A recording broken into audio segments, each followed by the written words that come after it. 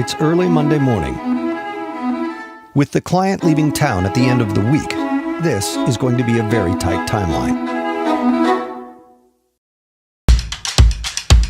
The first steps to the SSR build are to prepare the vehicle for the work ahead.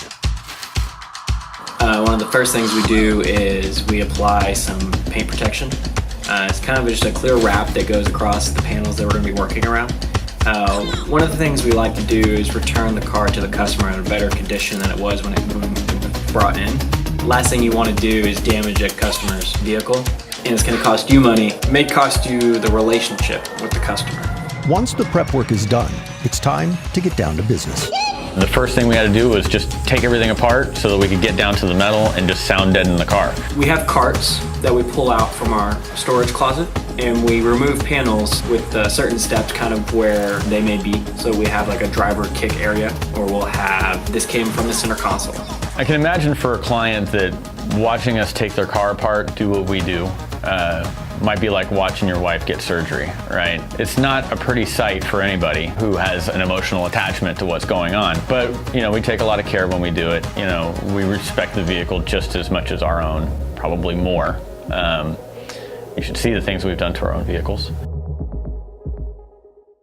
Swapping the factory radio with an aftermarket model is one of the more straightforward tasks. So Pierce begins by soldering the wire connections for the Kenwood DDX 9904S, using an adapter that will plug directly into the factory harness. Meanwhile, Dan preps the dash for the custom speaker pods.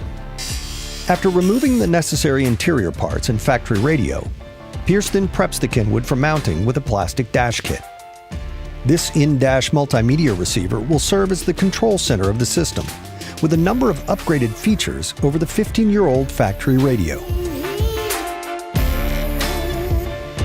After running the necessary wires, such as for the Bluetooth microphone, the head unit is bolted into the factory radio location. Over in the wood shop, Dan has started the process of creating the custom speaker pods for the dash. With a design based on the truck's retro style, Dan works to fabricate the components necessary to bring his vision to life.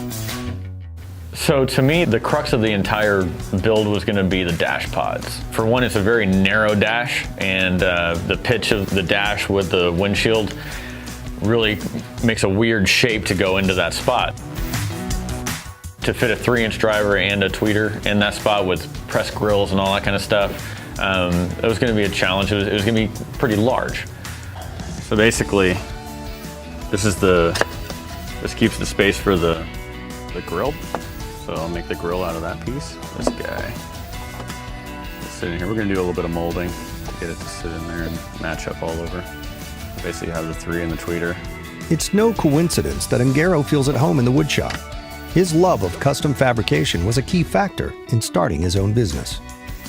My passion really lies in fabrication. I felt like there was a certain level of quality in custom fabrication, a certain segment of the population that wasn't being serviced, and the ability to work on higher end vehicles that wasn't being taken care of. Kind of taking a slight little, kind of this feel right here.